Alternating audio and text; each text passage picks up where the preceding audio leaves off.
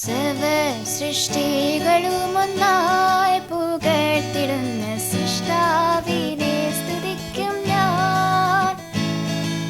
സർവ സൃഷ്ടികളുമൊന്നായി പുകഴ്ത്തിടുന്ന സൃഷ്ടാവിനെ സ്തുതിക്കും ഞാൻ.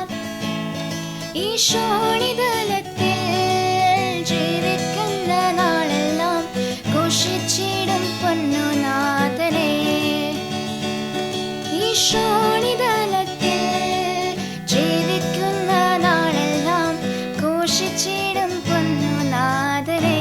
യേശു മാറാത്തവൻ, യേശു മാറാത്തവൻ, യേശു മാറാത്തവൻ, എത്ര നല്ലവൻ, ഇന്നുമെന്നും കൂടെയുള്ളവൻ. യേശു മാറാത്തവൻ, യേശു മാറാത്തവൻ, യേശു മാറാത്തവൻ, എത്ര നല്ലവൻ, ഇന്നുമെന്നും കൂടെയുള്ളവൻ. ദൈവനാമം മഹത്വപ്പെടുമാറാകട്ടെ. ഇന്ന് എന്നെ ശ്രവിക്കുന്ന എൻ്റെ എല്ലാ പ്രിയപ്പെട്ടവർക്കും നമ്മെ ചേർത്തുകൊള്ളുവാനായി വേഗം വരുന്ന കർത്താവായ യേശുക്രിസ്തുവിൻ്റെ നാമത്തിൽ സ്നേഹവന്ദനം. നാം ഈ ദിവസങ്ങളിൽ ദൈവം ബോധിച്ച ഒരു വ്യക്തി എന്ന വിഷയത്തെക്കുറിച്ച് പഠിക്കുകയായിരുന്നല്ലോ. ദൈവം ബോധിച്ച എന്ന വ്യക്തി, ദൈവം ദാവീദിനെ കാണുമ്പോൾ ദൈവം ബോധിച്ച വ്യക്തി, അല്ലെങ്കിൽ ദൈവഹിതപ്രകാരമുള്ളൊരു വ്യക്തി എന്നൊക്കെ നമുക്ക് ചിന്തിക്കുവാനായിട്ട് സാധിക്കും. അപ്പോൾ നമ്മൾ അങ്ങനെ ദൈവം ബോധിച്ച ഒരു വ്യക്തിയിൽ എന്തെല്ലാം സ്വഭാവ വിശേഷതകളാണ് ഉള്ളത് എന്നുള്ളതാണ് നാം ദാവീദിൻ്റെ ജീവിതത്തോടുള്ള ബന്ധത്തിൽ നാം ഈ ദിവസങ്ങളിൽ നോക്കുന്നത്. രണ്ട് കാര്യം നാം കണ്ടു. ഒന്നാമതായിട്ട് വിശ്വാസം പ്രവൃത്തിയിൽ കൂടെ കാണിച്ച ദാവീദിനെ നമുക്ക് കാണുവാനായിട്ട് സാധിക്കും. രണ്ടാമത് ദൈവത്തെ ഭയപ്പെട്ട, അല്ലെങ്കിൽ ദൈവത്തെ യഹോവ ഭക്തിയുള്ള ഒരു വ്യക്തിയായിട്ട് നമുക്ക് ദാവീദിനെ നാം കണ്ടു കഴിഞ്ഞു. ഇന്ന് മൂന്നാമതായിട്ട് നമുക്ക് ദൈവത്തെ ഭയപ്പെടുകയും യഹോഭക്തിയുള്ള ഒരു വ്യക്തിയായിട്ട് രണ്ടാമത് നാം കണ്ടു. ഇന്ന് നമുക്ക് മനുഷ്യനെ ഭയമില്ലാത്ത ഒരു ദാവീദിനെ നമുക്ക് കാണുവാനായിട്ട് സാധിക്കും. ദൈവത്തെ ഭയപ്പെട്ടു, ദൈവ ഭയത്തിൽ ജീവിച്ച ഒരു വ്യക്തിയാണ്. ആ വ്യക്തിയെ സംബന്ധിച്ചിടത്തോളം മനുഷ്യനെ ഭയപ്പെടേണ്ട ആവശ്യമില്ല എന്നുള്ളത് നമുക്ക് ദൈവത്തിൻ്റെ വചനത്തിൽ നിന്ന് മനസ്സിലാക്കുവാനായിട്ട് സാധിക്കും. നമുക്ക് സദൃശവാക്യങ്ങൾ 29 അധ്യായത്തിൻ്റെ 25 വാക്യം ഒന്ന് വായിക്കുക. അവിടെ നമുക്ക് കാണുന്നത് മാനുഷ്യ ഭയം ഒരു കണിയാകുന്നു എന്നുള്ളതാണ്. ഇവിടെ ദൈവത്തിൻ്റെ വചനം പറയുകയാണ്, മനുഷ്യരെ ഭയപ്പെടുന്നത് ഒരു കണിയാണ്, ഒരു ട്രാപ്പാണ്. നമ്മൾ സാധാരണയായിട്ടൊക്കെ കണി അല്ലെങ്കിൽ ട്രാപ്പ് എന്നൊക്കെ പറയുന്നത് എലിയെ പിടിക്കാനായിട്ട് നോക്കുന്നത് നമുക്കറിയാം. എലിവില്ലുണ്ട്, എലിപ്പത്തായം എന്നൊക്കെ പറയും.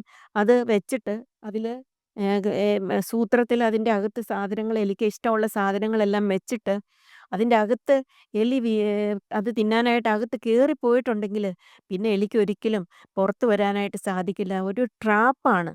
അപ്പോൾ മനുഷ്യരെ നമ്മൾ ഭയപ്പെട്ട് തുടങ്ങിയാൽ അതൊരു ട്രാപ്പാണ്, അല്ലെങ്കിൽ ഒരു കണിയാണ് എന്നാണ് ദൈവത്തിൻ്റെ വചനം പറയുന്നത്. ദാവീദിൻ്റെ ജീവിതത്തെ നമ്മളൊന്ന് നോക്കിയാൽ, നാം നമ്മുടെ ജീവിതത്തിൽ നമുക്ക് ദൈവത്തിൻ്റെ ഹിതപ്രകാരമുള്ള ദൈവത്തിൻ്റെ ദൈവത്തിൻ്റെ മനസ്സിനോട് യോജിക്കുന്ന ഒരു വ്യക്തിയായിട്ട് ജീവിക്കണമെങ്കിൽ, ബോധിച്ച വ്യക്തിയായിട്ട് ജീവിക്കണമെങ്കിൽ നമുക്കും ഈ മാനുഷ്യ ഭയം നാം ഇല്ലാത്തവരായിട്ട് തീരണം. കാരണം അതൊരു കെണിയാണ്. അതിൽ നമ്മൾ പെട്ടുപോയിട്ടുണ്ടെങ്കിൽ ആവശ്യമില്ലാത്ത കാര്യങ്ങൾക്കെല്ലാം നാം മനുഷ്യരെ ഭയപ്പെടുകയും അവരുടെ ഇഷ്ടത്തിനനുസരിച്ച് ജീവിക്കുകയും ചെയ്യും. അപ്പോൾ ദൈവത്തിൻ്റെ വചനം പറയാണ്, മാനുഷ്യ ഭയം ഒരു കണിയാണ്. എങ്ങനെയാണ് ദാവീദിൻ്റെ ജീവിതത്തോടുള്ള ബന്ധത്തിൽ നമുക്ക് മനുഷ്യനെ ഭയമില്ല എന്നുള്ളത്, നമുക്ക് മനുഷ്യനെ ഭയമില്ല, ദൈവത്തെ മാത്രം അവൻ ഭയപ്പെടുന്ന ഒരു വ്യക്തിയായിരുന്നു എന്നുള്ളത് നമുക്ക് 1 ശമൂവേൽ 17 അധ്യായത്തിൻ്റെ 32 വാക്യത്തിൽ നമുക്ക് കാണുവാനായിട്ട് സാധിക്കും. അവിടെ ദാവീദ് പറയുന്നത്, ദാവീദ് ശൗലിനോട് പറഞ്ഞത്, അടിയൻ്റെ അപ്പൻ്റെ ആടുകളെ മേയിച്ചു കൊണ്ടിരിക്കുമ്പോൾ ഒരിക്കലൊരു സിംഹവും ഒരിക്കലൊരു കരടിയും വന്നു. കൂട്ടത്തിൽ നിന്ന് ആട്ടിൻകുട്ടിയെ പിടിച്ചു. ഞാൻ പിന്തുടർന്നു അതിനെ അടിച്ച് അതിൻ്റെ വായിൽ നിന്ന് ആട്ടിൻകുട്ടിയെ വിടുവിച്ചു. അതെൻ്റെ നേരെ വന്നപ്പോൾ ഞാൻ അതിനെ താടിക്ക് പിടിച്ച് അടിച്ച് കൊന്നു. ഇങ്ങനെ അടിയൻ സിംഹത്തെയും കരടിയെയും കൊന്നു. അവിടെ നമുക്ക് കാണാനായിട്ട് സാധിക്കുന്നു, അത് കഴിഞ്ഞിട്ടുള്ള വാക്യത്തിൽ അവൻ പറയാണ്, ഈ അഗ്രചർമ്മിയായ ഫെലിസ്തൻ ജീവനുള്ള ദൈവത്തിൻ്റെ സൈന്യത്തെ നിന്ദിച്ചിരിക്കൊണ്ട് അവനും അവയിൽ ഒന്നിനെ പോലെ ആകും. ദാവീദ് പിന്നെയും പറയാണ്, സിംഹത്തിന്റെ കയ്യിൽ നിന്നും കരടിയുടെ കയ്യിൽ നിന്നും എന്നെ രക്ഷിച്ച യഹോവ ഈ ഫെലിസ്ത്യന്റെ കയ്യിൽ നിന്നും എന്നെ രക്ഷിക്കുമെന്ന് പറഞ്ഞു.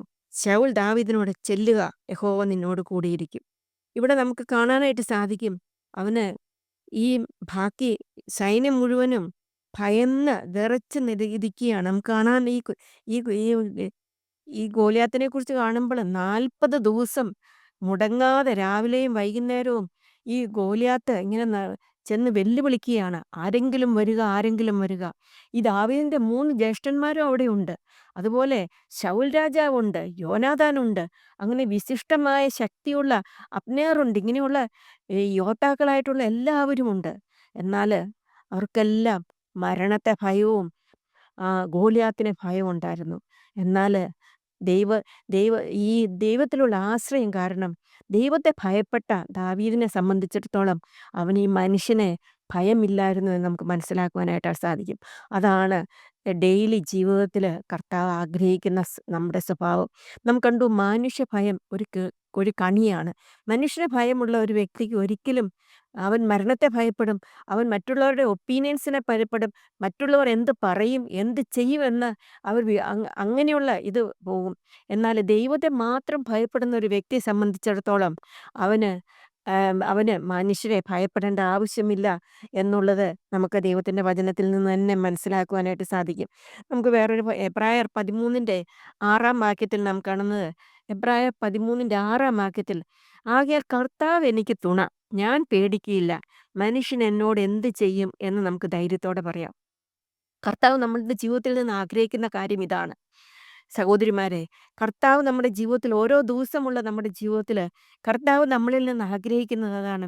നാം ഈ ലോകത്തിലാണ്, നമുക്ക് പലതരത്തിലുള്ള പ്രശ്നങ്ങളിൽ കൂടെ, പ്രയാസങ്ങൾ കൂടെ, കഷ്ടതകൾ കൂടെ, ഭയപ്പെടുന്ന അവസ്ഥകൾ കൂടെ എല്ലാം നാം കടന്നു പോകേണ്ടതായിട്ടുള്ള അവസ്ഥകൾ വന്നാം.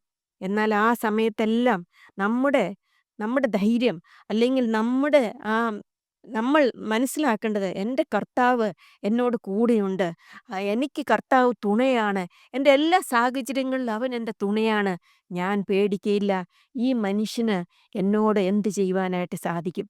മാനുഷ്യ ഭയം കണിയാണെന്ന് മനസ്സിലാക്കിക്കൊണ്ട് നാം ദൈവത്തെ ഭയപ്പെടും. അതേസമയം ദൈവത്തെ ഭയപ്പെട്ടുകൊണ്ട് ദൈവം എന്നോട് കൂടെയുണ്ട്, അതുകൊണ്ട് യഹോവ എൻ്റെ തുണ, യഹോവ എന്നോട് കൂടെയുണ്ട്, അതുകൊണ്ട് ഞാൻ മനുഷ്യനെ ഭയപ്പെടുകയില്ല എന്ന് ഉള്ള ധൈര്യത്തോടു കൂടി ജീവിപ്പാൻ കർത്താവ് നമ്മളെ സഹായിക്കട്ടെ. നമുക്ക് വേറൊരു ഭാഗം വായിക്കാം. മത്തായി എഴുതിയ സുവിശേഷം 10-ാം അധ്യായത്തിൻ്റെ അവിടെ നമ്മൾ വളരെ വിസ്തരിച്ച്, കർത്താവ് ഈ ലോകത്തിലായിരുന്നപ്പോൾ കർത്താവ് തൻ്റെ ശിഷ്യന്മാരെ അയക്കുകയാണ്. ഈ 2 വീരമൊക്കെ അയച്ചു കഴിഞ്ഞ് അപ്പോൾ കർത്താവ് പറയാണ്, ചെന്നായ്ക്കളുടെ നടുവിൽ ആടിനെ പോലെയാണ് ഞാൻ അയക്കുന്നത് എന്നെല്ലാം അവർക്ക് ഒക്കെ പറഞ്ഞു കൊടുത്തു കഴിഞ്ഞിട്ട് കർത്താവ് അവരോട് പറയുകയാണ്, നിങ്ങൾ ഭയപ്പെടേണ്ട ആവശ്യമില്ല. കാരണം എന്താണെന്ന് വെച്ചാൽ ഞാൻ നിങ്ങളോട് കൂടെയുണ്ട്. 10-ന്റെ 27-ാം വാക്യത്തിൽ നമുക്ക് പറയുന്നത്, ഞാൻ ഇരുട്ടത്ത് നിങ്ങളോട് പറയുന്ന വെളിച്ചത്ത് പറവിൻ, ചെവിയിൽ പറഞ്ഞു കേൾക്കുന്ന പുരമുകളിൽ നിന്ന് ഘോഷിപ്പിൻ, ദേഹിയെ കൊല്ലുവാൻ കഴിയാതെ ദേഹത്തെ കൊല്ലുന്നവരെ ഭയപ്പെടേണ്ട. അവരോട് പറയുകയാണ്, 2 പേരെയായിട്ട് അയക്കുമ്പോൾ പറയുകയാണ്, ഇവിടെ കർത്താവിൻ്റെ വേല ചെയ്യുവാനായിട്ട് അവരെ വിളിക്കുകയാണ്, അവരെ അയക്കുകയാണ്.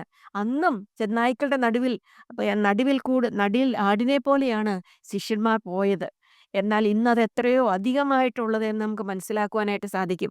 നമ്മൾക്കറിയാം, നോർത്ത് ഇന്ത്യയിലെ പല ഭാഗങ്ങളിൽ സ്വാതന്ത്ര്യം ഒട്ടുമില്ലാതെ മറ്റുള്ളവർ നമ്മളെ ഉപദ്രവിക്കുകയും പഴിക്കുകയും അപമാനിക്കുകയും ചെയ്യുന്ന ഒരു സാഹചര്യത്തിലാണ് ഇന്ന് നാം ആയിരിക്കുന്നത്. അന്ന് കർത്താവ് അയച്ച ദിവസം ചെന്നായ്ക്കളുടെ നടുവിൽ ആടിനെ പോലെ അയച്ചതെങ്കിൽ, പ്രിയ സഹോദരിമാരെ, ഇന്നത്തെ അവസ്ഥ എത്രയോ അധികം പ്രയാസമുള്ളതായിരിക്കുന്നു.